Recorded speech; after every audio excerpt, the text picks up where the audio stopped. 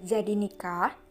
Beberapa saat lalu dia masih melamun dan terpana dengan memandangi wajah sang kekasih yang dengan tegas mengakuinya di depan seluruh keluarga dan di depan orang yang jelas-jelas dijodohkan pada Ara.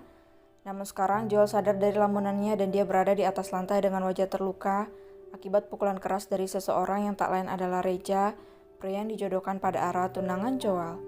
Joel lirik Ara. Dia mencoba mendekati Joel namun tangan sang kakak menahan dirinya membuat Ara tak bergerak. Haha, lihatlah orang miskin belagu ini, beraninya dia memandangi wajah cantik Ara dengan tatapan miskinnya itu. Sekali tumbuk langsung tepar. Haha. Reja tertawa, begitu juga dengan yang lain, mereka mengejek Joel habis-habisan. Seharusnya kau sadar diri, lihat statusmu berbeda jauh dengan kami. Sudah miskin belagu dan sok-sokan memandangi milik orang. Cuy, ejek Reja. Sialan, umpat Joel sambil bangkit berdiri. Ara menatap Joel dengan tatapan khawatir. Dia tak bisa melepaskan cengkeraman tangan kakak laki-lakinya yang memegang tangannya dengan sangat kuat. Joel, diri gadis itu. Bisa Joel lihat kalau Ara saat ini gemetaran karena disentuh oleh kakak laki-lakinya. Jangan memanggil pria bodoh itu Ara, atau aku akan benar-benar menghabisi kalian saat ini. Ancam Diko dengan nada sarkas seperti biasanya. Lepaskan aku, pekik Ara. Cak, Tuan Doni, kenapa jadi begini? Bukannya dari awal anak Anda tidak memiliki kekasih? Kalau begini mana bisa kami melanjutkan perjodohan ini? Ucap orang tua Reja dengan wajah kesal. Cih, sialan kalian semua. Kali ini Joel tidak tinggal diam. Dia berdiri dan menatap mereka semua sambil mengeraskan rahangnya. Dia benar-benar marah apalagi saat melihat bekas pukulan di wajah Ara. Ara calon istriku dan hanya akan menikah denganku, bukan dengan pria kasar seperti dirimu, bangsat. Umpat Joel sambil menunjuk Reja. Sampai kapanpun, aku tidak akan pernah merestui hubunganmu dengan putriku, ucap Tuan Doni sambil memberikan tatapan mengejek pada Joel. Ara hanya akan menikah dengan Reja dan itu sudah menjadi keputusan mutlak, dan kau Ara tidak bisa menolaknya, ucap Nyonya Doni dengan tegas. Gak mau, pekik Ara. Plak, plak. Tanpa segan Reja memukul wajah Ara, bukannya melarang, kedua orang tuanya justru bungkam saat Reja melakukan itu. Diam kau. Kau hanya akan menikah denganku, bukan dengan pria bajingan itu, ucap Reja sambil menggerakkan jarinya di wajah Ara. Seketika ingatan akan jerat buli itu kembali lagi dan berhasil membuat Ara diam membeku dengan bibir gemetar dan wajah pucat. Beraninya kau menyentuh Ara? Teriak Joel. Dia menarik Reja dan melayangkan satu pukulan kuat di wajah pria itu. Joel menarik rambut Reja yang sedikit panjang dan plak, plak, plak. Joel menampar wajah Reja berkali-kali hingga tamparan itu berubah menjadi pukulan keras di wajah pria itu dan berhasil menghancurkan rahang Reja. Reja, bagi keluarganya begitu juga dengan Tuan dan Nyonya Doni. Berani sekali kau pembuat onar, teriak Niko yang ingin menyerang Joel, namun hal yang sama terjadi pada pria itu. Buk, bak, plak, plak, bruk. Joel memukul wajah, rahang, dan ulu hati pria itu dan berhasil membuatnya ambruk seketika. Ara, ucap Joel dengan nada benar-benar khawatir.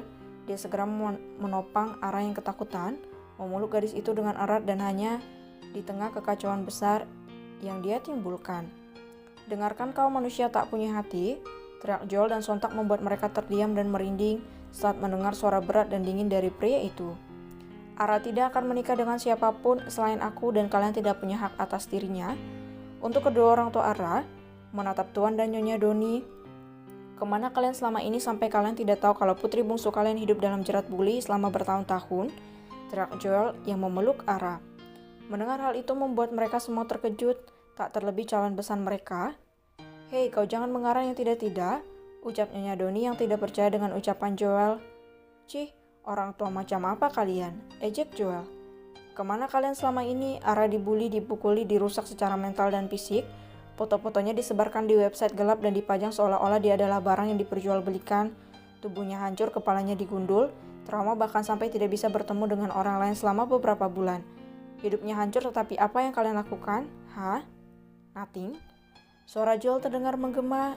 Di ruangan yang seketika itu menjadi sangat sepi. Mereka semua menatap ke arah Joel yang melindungi Ara. Bahkan saat dia berbicara pun, dia terus memeluk Ara dengan erat agar kekasihnya tidak ketakutan. Dia hampir terjun dari jembatan gantung, dia hampir membunuh dirinya sendiri karena keluarga kandungnya sendiri tidak peduli padanya. Orang tua yang hanya mementingkan uang, uang dan uang. Joel menatap tajam Tuan dan Nyonya Doni, kakak yang selalu memaksa adiknya tanpa tahu malu memaksa meminta uang dan memukuli Ara, memaksakan kehendak kalian agar Ara selalu terlihat sempurna di anak kalian, tapi kalian perlakukan bagai anak tiri. Sebenarnya yang anak tiri di sini siapa, Tuan Doni? Dek. Tuan dan Nyonya Doni tersentak, mereka terkejut. Bagaimana bisa Joel tahu semua itu padahal mereka sendiri jelas menutupi identitas keluarganya dari publik, bahkan dari anak-anaknya sendiri? Apa maksudmu, ha? Apa kau ingin mengatakan kalau salah satu dari kami adalah anak tiri? Teriak Nico. Bahkan Ara sampai speechless, namun Joel tak membiarkan Ara menatap ke arah mereka. Pa, Ma, jelaskan apa maksud pria bajingan ini? Katakan kalau itu hanya omong kosong, ucap Nico. Cih, kalian yakin ingin menutupinya? Tapi sejauh apa Nyonya Doni, mantan istri Tuan Parhan, yang berarti? Cukup, pekik Nyonya Doni. Katakan apa maumu, jangan menyinggung keluargaku, jangan merusak pikiran anak-anakku. Apapun yang terjadi, mereka adalah anak-anak kami, ucap Nyonya Doni dengan kemarahan yang menggebu-gebu. Kau mau uang? Aku bisa memberimu banyak uang, tapi jangan ganggu keluarga ini, tambah Tuan Doni. Cih, uang? Uangku bahkan lebih dari yang kalian miliki. Joel tertawa terbahak-bahak membuat mereka mengernyitkan keningnya. Nyalakan televisi, maka kalian akan tahu siapa aku sebenarnya, ucap Joel. Mereka menyalakan televisi, tentu saja mereka penasaran kenapa pria lusuh itu terlihat sangat percaya diri. TV dinyalakan dan disambungkan pada channel bisnis. Pengusaha anggur terkenal dari Jerman, Tuan Joel akan segera melangsungkan pernikahannya di Indonesia. Pria dengan sejuta kemampuan dan pesona dengan kekayaan melimpah, bahkan asetnya mencapai triliunan rupiah, berhasil menarik atensi publik sebagai petani anggur termuda dengan kekayaan tertinggi di antara orang-orang seusianya. Kesuksesannya berhasil menarik perhatian publik. Pernikahan beliau akan dilaksanakan secara privat dengan seorang gadis sederhana yang dirumorkan adalah cinta pertama Tuan Joel.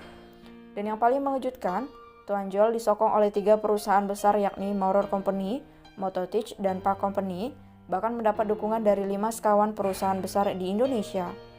Mereka semua terkaget-kaget melihat dan mendengar berita di mana wajah Joel dipasang. Hancur sudah harga diri mereka saat tahu pria yang mereka hadapi adalah seseorang yang memiliki pengaruh besar di dunia bisnis. Sudah sadar sekarang? Kalau begitu kami pergi, aku akan mengirim undangannya, ucap Joel. Tunggu dulu kau, Tidak ada penolakan? Hening, semuanya diam tak berkutik menatap kepergian Joel dan Ara. Yes, berhasil. Cak, kau memang keren Joel.